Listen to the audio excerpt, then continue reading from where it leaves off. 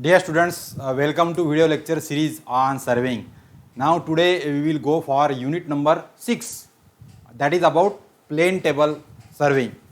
In previous all other survey हमने सबसे पहले चेन सर्वे देखा, then we have seen compass survey also, then we have seen leveling survey, then we have also seen theodolite survey also. Now with all these instruments, again there is one simple method which we can utilize, and that is plane table surveying. सबसे आसान और सबसे fast जो surveying की method है, जहाँ पे हम लोग एक छोटे एरिया के लिए तुरंत हम लोग फील्ड का जो मैप है वो हम लोग बना सकते हैं, and that is plane table surveying. So today we will proceed for lecture number 1. So here in this lecture number 1 today we will first understand the instruments for plane table surveying. So once you understand what are the instruments, so then we will go for how that is carried out. So आपको पता होगा कि ये plane table सर्वे जो है ये अभी भी फील्ड में इस्तेमाल होता है. Apart from that there are so many other instruments are there, but the cheapest and the simplest method for plotting any traverse और एनी प्लॉट और any shape of any piece of land, the plane table survey is very easy one and it is very simple. जो हमारा property का पूरा जहाँ पर हिसाब रखा जाता है, that is land revenue office, भूमि अभिलेख कार्यालय. ये भूमि अभिलेख कार्यालय या लैंड रेवेन्यू ऑफिस ये जनरली कलेक्टर ऑफिस से संबंधित होता है, और उपविभागीय अधिकारी यानी sub divisional officer is the chief of that. So हर एक तालुका लेवल पे एक सब डिवीजन अधिकारी होता है, और वो SDO, that is called as SDO, that SDO is the in charge of all that land, and he is related with the tehsil office. So here ये जो भूमि अभिलेख कार्यालय है ये हर एक तालुका में होता है, और हर एक तालुका में जो भी लैंड होगी उसका रिकॉर्ड रखने का काम ये भूमि अभिलेख कार्यालय की तरफ यानी लैंड रेवेन्यू ऑफिसर के पास में होता है. सो आपके जितने भी अलग अलग गांव या अलग अलग तालुका के अंदर अलग अलग खेती की ज़मीन, या फिर उसके अलावा आपके जो शहर में आपने जो लेआउट गिराया उसके प्लॉट गिराए और वो प्लॉट अलग अलग लोगों के नाम से चढ़ा है, तो ये सारा जो काम है ये सारे काम का रिकॉर्ड रखना, यानी कौन सी ज़मीन किसके नाम से है, कितना साइज़ है उसका, कितना शेप है, कब उसने ख़रीदा वगैरह. तो जो रिकॉर्ड हमारा 7/12 के अंदर होता है, या जो रिकॉर्ड आपका PR कार्ड में होता है, प्रॉपर्टी रजिस्ट्रेशन कागज़, यानी उसको बोलते हैं आखिरी पत्रिका, यानी ओनर के नाम से एक कागज़. तो जो हम लोग खरीदी करते हैं, सो खरीदी बिक्री के जो ऑफिस में जहाँ पर खरीदी होती है, वो जो खरीदी का जो डॉक्यूमेंट होता है उसकी जो भी नोंद रहती है, उसका जो भी रिकॉर्ड रहता है, वो रिकॉर्ड ऑफिशियली रखने का काम होता है SDO, सब डिविजनल ऑफिसर. और ये उपविभागीय अधिकारी जिसको हम लोग बोलते हैं, या भूमि अभिलेख कार्यालय जिनका होता है, वहाँ पे ये लैंड का पूरा रिकॉर्ड रखा जाता है. तो जो भी अलग अलग तालुका के जो भी पटवारी है, जो आपको 7/12 या फिर 8/6/2 ऐसे जो आपको अलग अलग कागज़ देते हैं आपके ज़मीन के या आपके प्लॉट के, वो सारे उनका रिकॉर्ड होता है, ये भूमि अभिलेख कार्यालय से संबंधित होते हैं. तो पटवारी ये आपका जो रिकॉर्ड रखता है एक आधे गांव का, छोटे गांव का, उसका जो मेन रिकॉर्ड होता है वो हमारे तालुका भूमि अभिलेख अधिकारी इनके पास में होता है. और फिर तालुका के सभी लोग फिर जिलाधिकारी कार्यालय के अंतर्गत आते हैं, तो वहाँ पे उनका पूरा रिकॉर्ड का वो उनकी जवाबदेही रहती है. सो यदि आपको आपका कोई डॉक्यूमेंट चाहिए तो आपको तालुका भूमि अभिलेख कार्यालय में जाना पड़ेगा, और आपके प्लॉट का आपको प्रॉपर्टी रजिस्ट्रेशन कार्ड या फिर 7/12 या 6/2 ये आपको निकालना पड़ेगा. और ये तो काफ़ी सारी चीज़ें अभी ऑनलाइन भी हो चुकी है. तो ये सारा काम जो है वो तालुका भूमि अभिलेख कार्यालय में होता है. और यदि आपको आपका खेत है, समझ लो फॉर एग्जांपल 2 लोगों का खेत है, और 2 लोगों के खेत के अंदर दोनों का आपस में झगड़ा हो गया कि ये खेत मेरा है, ये खेत मेरा नहीं है, ये मेरा आपका खेत इधर सरक गया, या आपका मेरा पहले यहाँ पे धुरा था, अब वो बोल रहा है यहाँ पे धुरा है, और धुरे को लेके दोनों में झगड़े. तो फिर वो विवाद सुलझाएगा कौन? तो इसलिए आपको फिर जाना पड़ेगा तालुका भूमि अभिलेख कार्यालय में अधिकारी के पास, और वहाँ पे आपको बोलना पड़ेगा कि आप हमारा खेत का ऑफिशियल गिन के दो, गिनती करके दो, और हमारी बाउंड्री कहाँ कहाँ पर है ये हमको मार्क करके दो. तो जो हमने पहले यूनिट में सर्वे के पहले यूनिट में देखा था कि टोपोशीट का रिकॉर्ड, ये टोपो शीट का रिकॉर्ड ये भूमि अभिलेख अधिकारी के पास होता है, लैंड रेवेन्यू ऑफिस। सो वहाँ पे ये टोपो शीट होती है और टोपो शीट में फिर पूरे लैंड का सर्वे नंबर देख के, फिर उसका यदि लेआउट गिराया होगा तो फिर लेआउट की शीट देख के, फिर वो लेआउट में उसका प्लाट गिराए होंगे तो वो प्लाट की साइज और उसका नंबर और उसका एरिया, ये सारा रिकॉर्ड ऑफिशियली उनके पास में होता है। So they are the authenticate officer. तो उनको आपको एप्लीकेशन करना पड़ेगा कि मेरे हमारा खेत जो है इसकी बाउंड्री हम भूल गए भाई, तो हमारे जो कॉर्नर के स्टोन है हमारे ज़मीन के या प्लाट का टुकड़ा हमारा एक आधे लेआउट में है, तो वो लेआउट को पता नहीं चल रहा, वहाँ के पत्थर सब उगड़ गए और वो प्लाट का मालिक जो बेच के वो निकल गया, तो वो भी हमको मालूम नहीं अभी यहाँ पे प्लाट के पत्थर कहाँ पर है। तो इसको सारा ध्यान रखने का काम होता है तालुका भूमि अभिलेख कार्यालय का। तो वो आपके जगह पे आएंगे और उनका कागज टोपो शीट और उसके ऊपर से आपका पीआर कार्ड और आपका लैंड की साइज़ का जो भी ड्राइंग है वो लेकर आएंगे और फिर वो आपके फील्ड में आने के बाद में आपके फील्ड में आके सर्वे करेंगे। और वो सर्वे का उनका मकसद क्या है कि एक्चुअल फील्ड में जो आपकी ज़मीन है या आपका प्लॉट है उसकी जो बाउंड्री है उसको पहले पता करना, और वो पता करने के बाद में उसका मिलान करना आपके गवर्नमेंट रिकॉर्ड के साथ में, और उसके अंदर यदि डिस्प्यूट है तो उसको रिजॉल्व करना, और उसके बाद में फिर ओनर को कागज़ लिख के देना कि भाई आपके ये पत्थर है और ये बाउंड्री है, तो आपके प्लॉट का डिमार्केशन या लेआउट का, आप यदि किसी खेत के लेआउट गिराते हैं उसके प्लॉट गिराते हैं और उसका फिर डिमार्केशन होता है, तो वो डिमार्केशन ऑथेंटिकेट करने का काम, अधिकृत करने का काम जो है वो भूमि अभिलेख अधिकारी का होता है।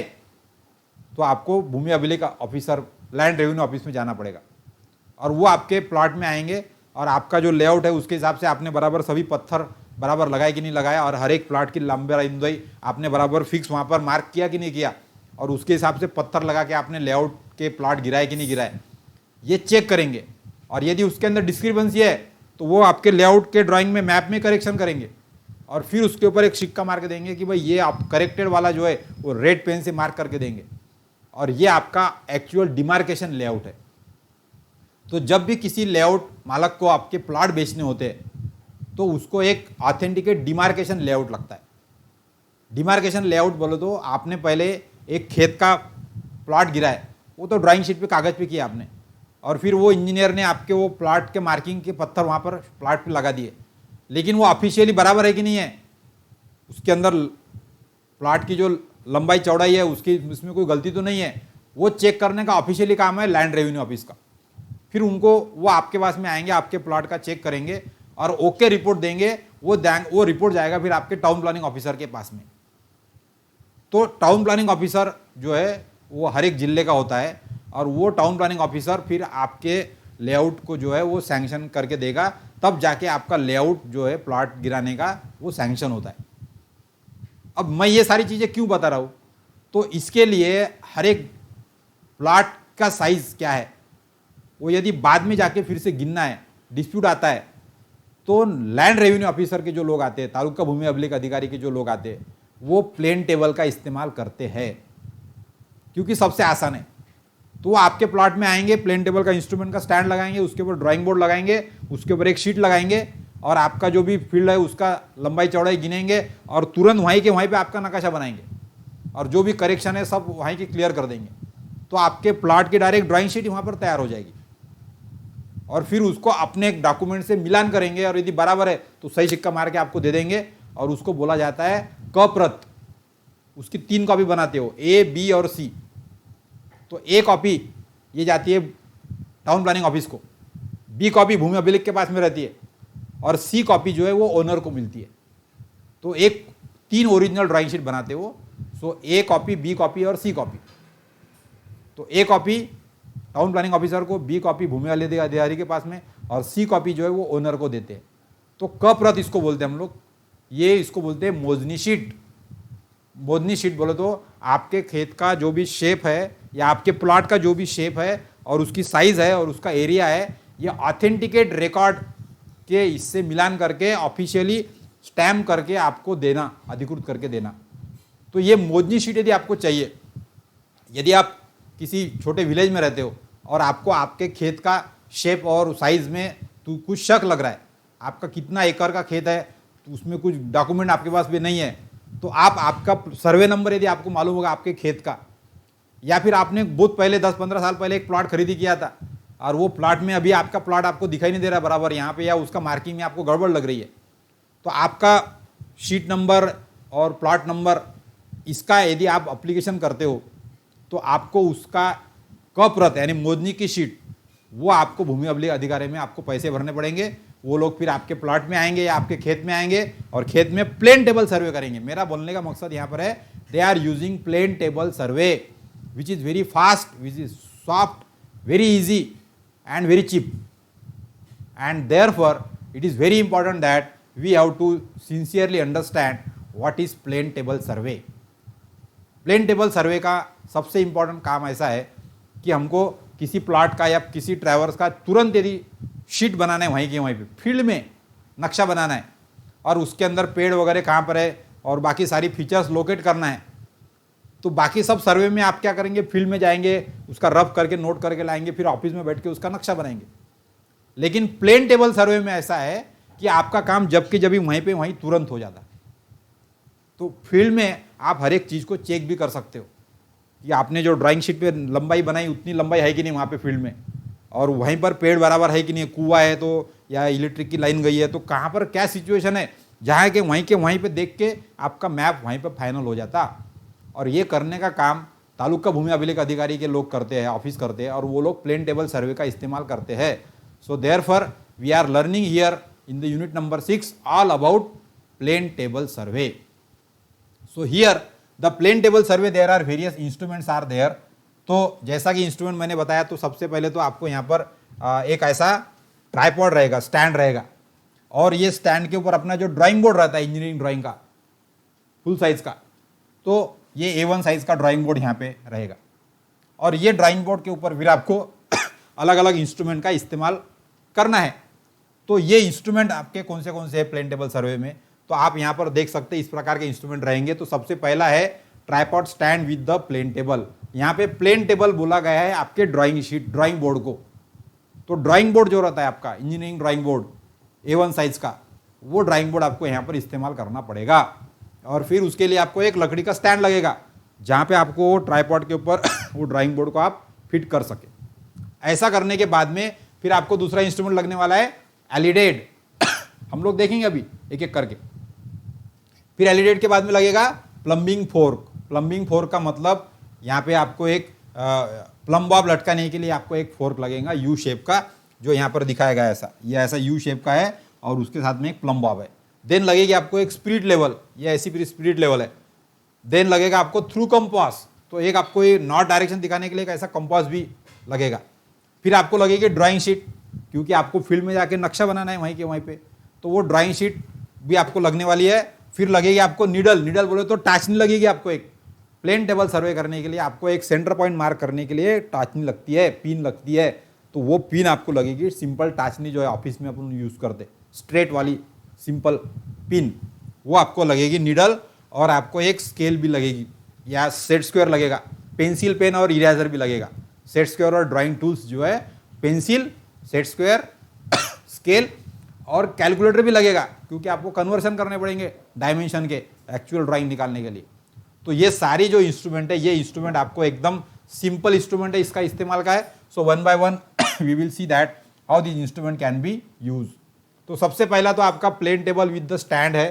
तो ये लकड़ी का ट्राइपॉड है। लकड़ी के ट्राइपॉड को आपको यहाँ पर नीचे में उसको एक क्लैम्प स्क्रू दिया होता है, और वो क्लैम्प स्क्रू में ये जो ड्राइंग बोर्ड है, ड्राइंग बोर्ड को नीचे में ऐसा क्लैम्प लगा होता है एक सॉकेट, वो सॉकेट के अंदर वो स्क्रू टाइट करके ये ड्राइंग स्टैंड के ऊपर आपका प्लेन टेबल जो है वो आपका फिक्स हो जाएगा।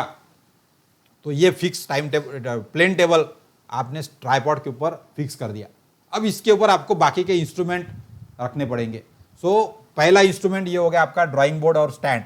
तो इस प्रकार से आपका ड्राइंग बोर्ड टेबल पे रहेगा और उसके ऊपर बाकी के इंस्ट्रूमेंट हमको रखना है। अब ये जो ड्राइंग बोर्ड है, इसके ऊपर आपको ड्राइंग शीट लगानी पड़ती है।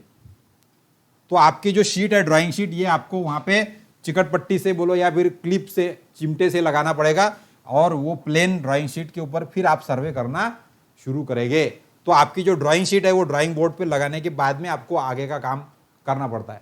So tripod stand and there is a drawing board, and on that drawing board we have to fix the drawing sheet, and on the drawing sheet other instrument then we have to use for carrying out the plane table survey.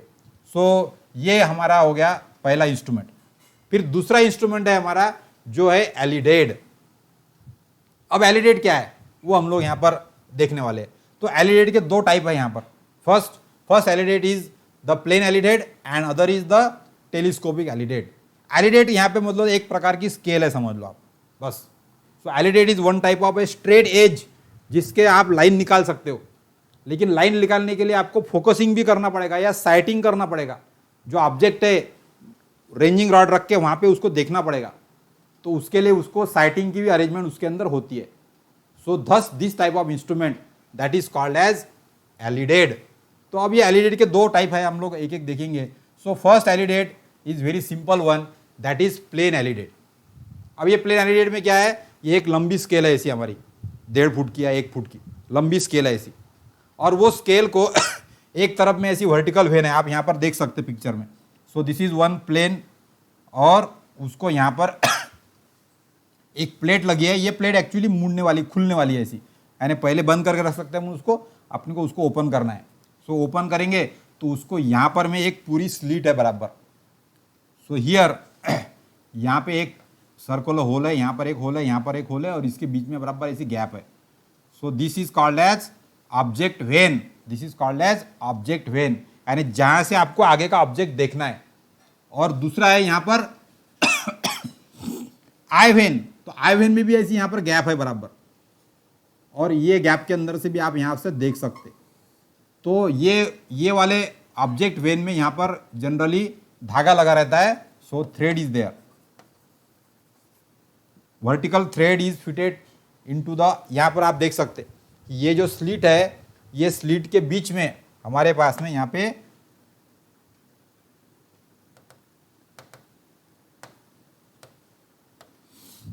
So here in this slit, ये elided के ये जो यहाँ पर gap है, ये gap के बीच में यहाँ पर ऐसा धागा लगा है. So this is called as cross hair.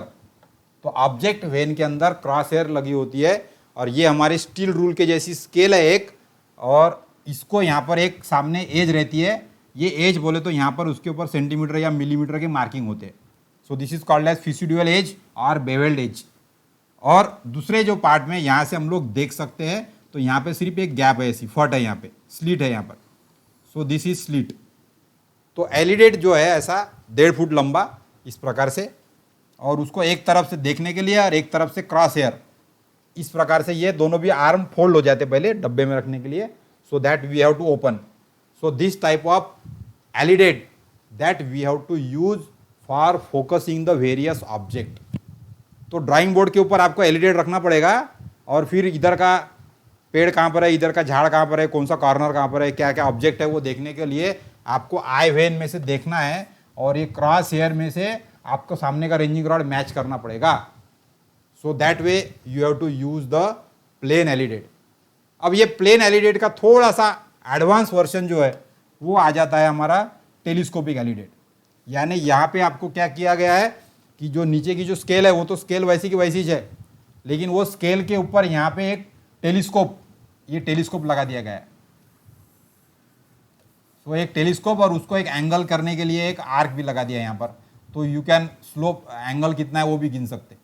तो यहाँ पर आपको एक फोकसिंग स्क्रू है, एक टेलीस्कोप है यहाँ पे आपके पास, और एक वर्नियर सर्कल है जिसके ऊपर एंगल भी ले सकते हैं आपके, आपने कितना तिरछा आप वो ऑब्जेक्ट को देख रहे हैं. और ये आपका नीचे की जो स्टील की स्केल है. तो इस प्रकार से आप यहाँ देख सकते हैं ये लंबी स्केल है यहाँ पे लंबी वाली और उसके ऊपर स्टैंड के जरिए ये आपका टेलीस्कोप लगा है और उसको आप फोकस कर सकते.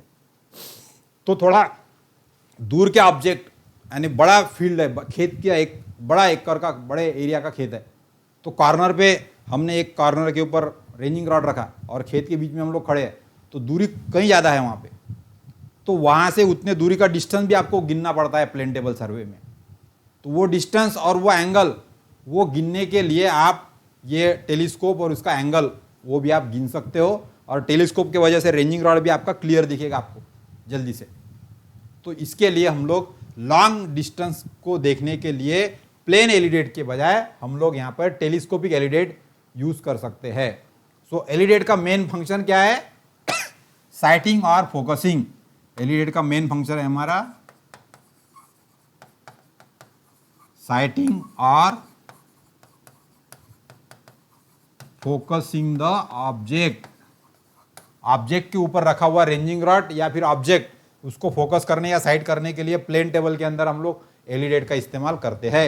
यदि ज़्यादा दूरी है और आपको डिस्टेंस और एंगल दोनों लेना है एक साथ में, तो आप टेलीस्कोपिक एलिडेट यूज़ कर सकते हो। और यदि छोटा सा एरिया है तो सिंपल में हम लोग हमारा प्लेन एलिडेट जो है वो वाला प्लेन एलिडेट इस्तेमाल कर सकते हैं। So alidade is the very important instrument in the plane table survey. इसका सबसे ज़्यादा इस्तेमाल आपको प्लेन टेबल सर्वे में एलिडेट का ही करना पड़ेगा, क्योंकि फोकसिंग और साइटिंग करना ऑब्जेक्ट का वो इस्तेमाल हम लोग करते हैं एलिडेट से। Then another instrument was there, that is U fork and plumb bob. अब आपका जो ड्राइंग बोर्ड है, ये ऐसा ड्राइंग बोर्ड आपने स्टैंड के ऊपर लगा दिया, तो आपने कौन से पॉइंट पे उसको फिक्स किया है प्लेन टेबल को, वो पॉइंट से हर एक ऑब्जेक्ट का डिस्टेंस गिनना पड़ता है हमको। तो मैं खेत के बीच में खड़ा हूँ, तो यहाँ पे खड़ा हूँ मैं, यहाँ से तो मेरे खेत का कॉर्नर कहाँ पर है वो डिस्टेंस मुझे टेप से गिनना पड़ेगा। तो मुझे नीचे का जो ग्राउंड का स्टेशन पॉइंट है वो मुझे लगेगा। तो जो स्टेशन पॉइंट मैं ड्राइंग शीट के ऊपर लेता हूँ, जो स्टेशन पॉइंट मुझे ड्राइंग बोर्ड पे मैं लेता हूँ, तो वो स्टेशन पॉइंट मुझे ज़मीन के ऊपर भी मार्क करना पड़ता है। तो उसके लिए मैं ये जो यू फोर्क है या ऐसा यू शेप का, वो यू शेप का मैं फोर्क यूज़ करता हूँ, और इसके नीचे में हुक होती है, और ये हुक को आपका प्लम बॉब टंगा होता है। तो ये प्लम बॉब आपको नीचे छोड़ के ज़मीन के ऊपर आपको बराबर पॉइंट मिल जाएगा, और फिर आपको यहाँ पे पेग गाड़ देनी है। तो स्टेशन पॉइंट को ग्राउंड के ऊपर मार्क करने के लिए आपने जो ड्राइंग बोर्ड के ऊपर पिन लगाई है यहाँ पे स्टेशन पॉइंट की, उसको यू फोर्क के जरिए ड्राइंग शीट के नीचे, ड्राइंग बोर्ड के नीचे ट्रांसफ़र करके प्लम बॉब के जरिए ग्राउंड पे ट्रांसफ़र किया जाता है। और उसके लिए आपको फिर इस प्रकार का प्लम बॉब और इस प्रकार का यू फोर्क अटैच करना पड़ेगा। अब यहाँ पर देख सकते हैं आप ग्राफिकली, ये जो ड्राइंग बोर्ड है, ये ड्राइंग बोर्ड के ऊपर यहाँ पर मैंने मेरा स्टेशन पॉइंट ले लिया, तो यहाँ पर टाचनी मैंने यहाँ पर लगा the pin. So I have fix the pin on the drawing board. अब ये पिन का पॉइंट नीचे में कहाँ पर है ज़मीन पे, वो मार्क करने के लिए मैं यू फोर्क का इस्तेमाल करूँगा ऐसा। तो ये यू फोर्क का जहाँ पर ये पॉइंट होता है उसके नीचे उसका हुक होता है, और ये हुक के नीचे हम लोग प्लम बॉब टांगेंगे, तो ये जो पॉइंट है आपको ग्राउंड पे कहाँ पर है वो मिल जाएगा। So to mark the station point from the drawing sheet and transfer it to the ground so that you can fix the peg at the station, उसके लिए हमको यू फॉर्क और प्लम बॉब का इस्तेमाल करना पड़ता है, यानी यू आकार का चिमटा और गोला लोहे का, और उसका इस्तेमाल करके हम लोग जो सेंटर है वो हम लोग ग्राउंड पे मार्क कर सकते। So that is the use of the U fork and plumb bob. So it is use for centring of the plane table. उसके बाद में फिर और दो इंपॉर्टेंट इंस्ट्रूमेंट हमको और यूज़ करना है, that is called as spirit level and through compass. तो स्प्रिट लेवल आप यहाँ पे देख रहे हैं कि एक ऐसे लोहे की पट्टी है, उसके ऊपर एक बबल ट्यूब है, और इसके अंदर पानी का स्प्रिट का बबल है, और इसके ऊपर मार्किंग है।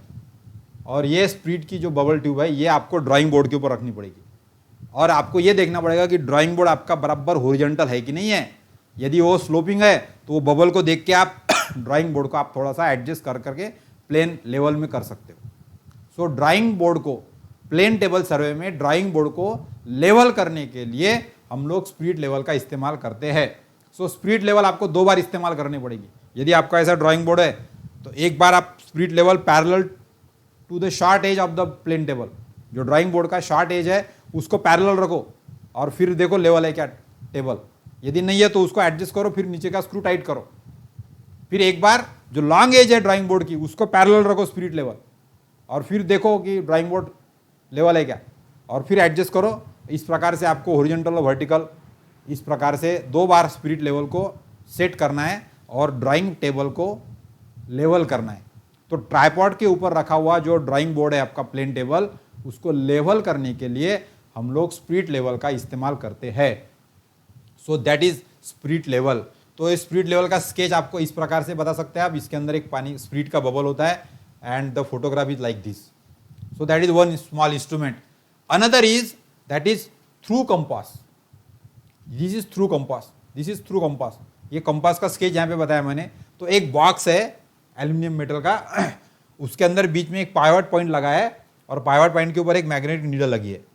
मैग्नेटिक नीडल के ऊपर नॉर्थ लिखा है और यहाँ पर थोड़े से कुछ ग्रेजुएशंस है और इधर भी ग्रेजुएशंस है, और उसको यहाँ पर ऑपरेट करने के लिए एक ये नीडल को रुकाने के लिए यहाँ पर एक पॉइंट है, यहाँ पर पिन है, यहाँ पर वो उसको पिन को दबा के आप ये पॉइंट को रुका सकते। सो दिस टाइप ऑफ लॉन्ग, ऐसी लंबी डब्बी रहती है थोड़ी सी, ये long type of compass, that is through compass, ये हम लोग ड्राइंग बोर्ड के ऊपर रख के नॉर्थ डायरेक्शन मार्क करने के लिए इस्तेमाल करते हैं। यानी मैं जब खेत में जाऊंगा, फील्ड में जाऊंगा, तो किसी के खेत में भी ड्राइंग बोर्ड रखने के बाद में वो ड्राइंग तो बना लूंगा मैं वहाँ पे, लेकिन नॉर्थ किधर है वो मुझे दिखाना पड़ेगा ना। तो फील्ड में आपने थ्रू कंपास रखा, तो रख के आपको ये जो थ्रू कंपास है ये बराबर सेंटर में आना चाहिए, इसका पॉइंट और इधर पॉइंट, इसके हिसाब से वो थ्रू कंपास को आपको घुमाना है ड्राइंग बोर्ड के ऊपर। एक बार घूम गया और वो नॉर्थ लाइन बराबर सेंटर में आ गई दोनों तरफ के मार्किंग पे, तो वो लंबा जो है उसको डब्बे को पकड़ के ऐसा पेंसिल से लाइन बना देना है आपको। तो आपके जो नॉर्थ डायरेक्शन है वो मार्क हो जाएगी आपकी ड्राइंग शीट के ऊपर। सो टू ड्रॉ या to mark the north direction on the drawing sheet we have to use through compass. तो ये थ्रू कंपास का इस्तेमाल हम लोग नॉर्थ डायरेक्शन मार्क करने के लिए करते हैं प्लेन टेबल सर्वे के अंदर। So this way we can use this different instrument for carrying out the plane table survey. So in this lesson we have seen that the plane table survey is the very simple survey and very simple instruments are required, and the cost of the instrument is also less and it is less time consuming, and the land revenue officers they are using the simplest method, easiest method, plane table survey, to draw the size and shape of your piece of land. तो ये plane table सर्वे हम लोग कैसे करना है, उसका procedure क्या है, ये सारा that we will see in the next lecture. So thank you for watching this video lecture. We will meet again in lecture number 2 on this unit number 6. Thank you.